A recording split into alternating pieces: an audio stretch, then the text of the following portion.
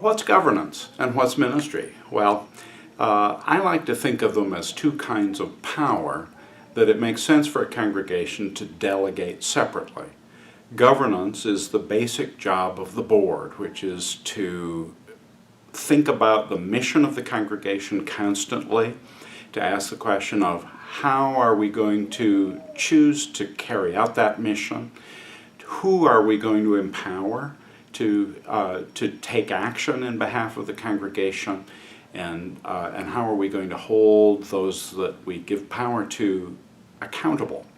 In some ways, the work of governance in a congregation is like the job of governance or the work of the board of a business corporation. But there are some important differences, mainly having to do with a word that often comes up when we talk about boards, which is the word fiduciary. A fiduciary is a person or a group that have a duty to act in the interest of another, even if that is in conflict with their own interest. So, for example, oftentimes we think of a fiduciary as someone who holds money in behalf of a minor child, for example. A banking trust department will do that sometimes. And their duty is to act in the interest of that child, even if that's in conflict with the interest of the fiduciary or the bank itself. The job of a business corporation board is to act as a fiduciary for the stockholders. The stockholders are the owners of the company. They're entitled to benefit from its work. And the job of the board members is to act as the stockholders would benefit, even if the individual board members might have a conflicting interest. For example, a board member who also is an owner of a company that supplies to the company needs to set that role aside. That conflicting interest may need to recuse himself or herself from a board meeting. That's being a fiduciary. And you're always a fiduciary for someone.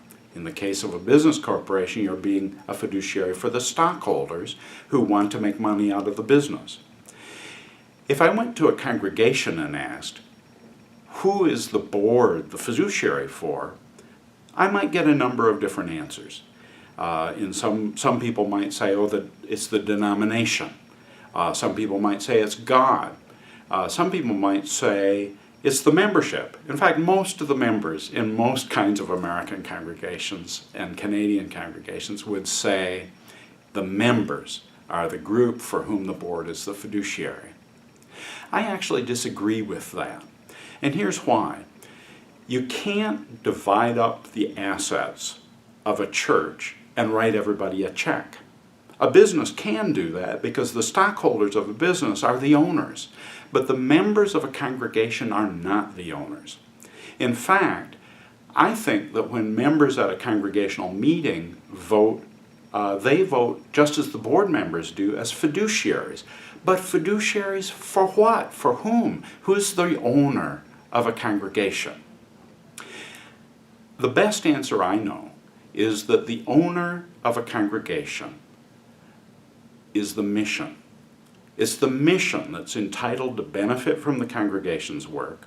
It's the mission that should be the criterion for determining the fiduciary duty, not just of board members, but of congregants when they vote.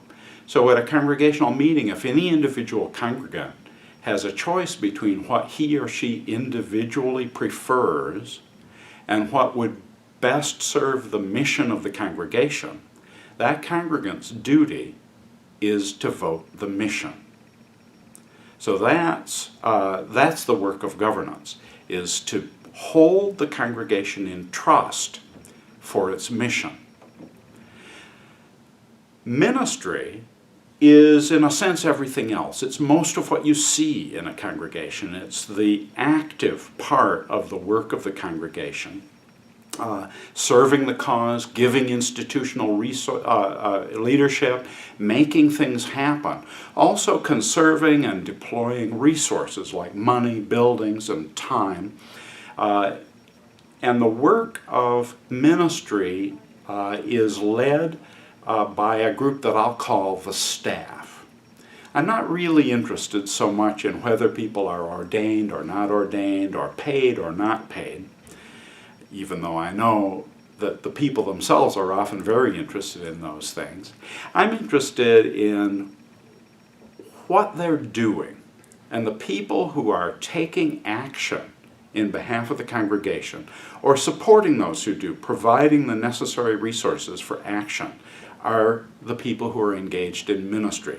And whatever group is in charge of that, empowered to make it happen, I call the staff.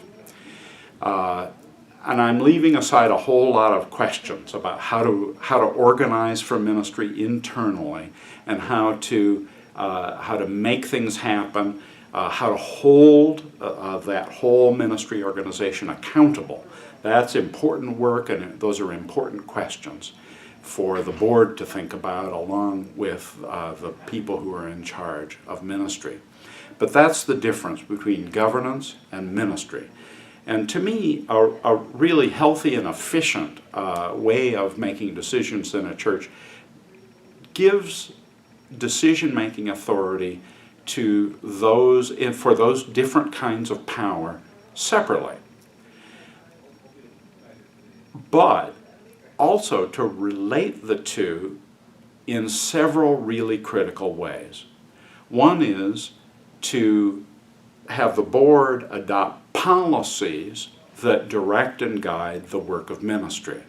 They're not controlling it or supervising it or running it directly, but they are creating the boundaries and delegating the authority and providing for accountability, which is the reverse relationship. That's in the formal sense. That's where the staff speaks to the board, is by way of accountability, and the way this board speaks to the staff is by way of policies.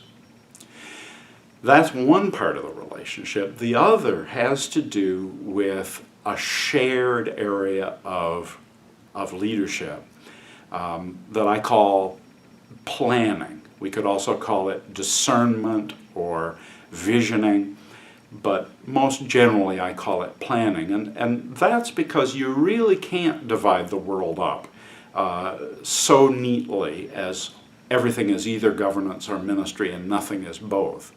In fact, when you're planning, when you're generating the sense of overall understanding of mission and the priorities that you're going to follow to achieve your mission, that's work where you need to end up with complete buy-in on both sides.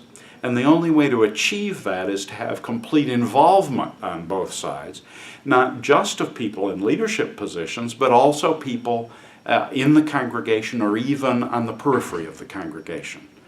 The reason being that effective planning is strategic planning, is visionary planning. It's engaging the adaptive questions, the really scary edge questions that are most important when you're thinking about the future together. The work of planning is in the overlap or shared area because it needs to be concerned both with learning from experience, which is where the ministry leadership has the most to contribute. It has to do with the ultimate responsibility for following the mission, which is the board's core responsibility, and because it requires the involvement of people who aren't in leadership at all. The congregation itself, and even people on the edges of the congregation or outside it, have a great deal to contribute when you're really thinking about the future and about things that are not currently part of your habitual way of doing business, but instead are going to be the way that you meet the needs of a changing world and a changing environment.